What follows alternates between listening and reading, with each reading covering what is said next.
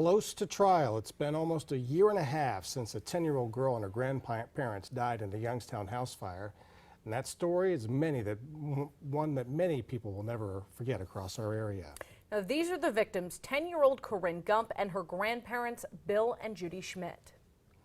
Well, 27 First News has been following this story every step of the way since it first began. And now the trial for the man charged in those crimes, Robert Seman, is set to begin in just a couple of weeks. Today, he was back in court. 27 First News reporter Jerry Ricciuti learned what lawyers for both sides are trying to keep in and out of that trial. It's our top story at 6.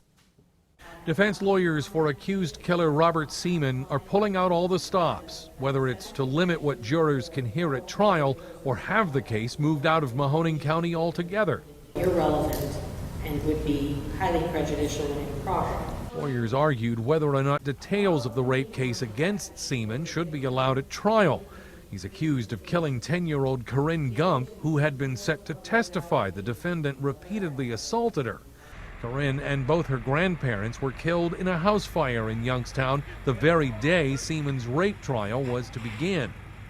The jury's going to have to determine whether that was important to him enough to commit that crime. But the defense argues laying out the details of the rape case, which would have brought a life sentence without parole if Seman were convicted, would poison the jury. A witness was killed, and that's all I believe the jury needs to know. In the meantime, court papers filed late last week by the defense give a deeper glimpse of their case. Seman's lawyers are now asking to have the trial moved away from Mahoning County, arguing there's been too much pretrial publicity. They claim Seman's GPS ankle bracelet shows he was at home in Green Township at the time of the fatal fire.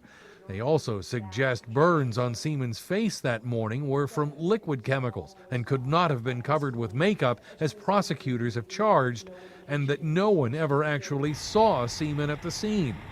Lawyers are expected to argue all of that next week when they try to suppress more of the state's case. In Youngstown, Jerry Ricciuti, WKBN 27 First News.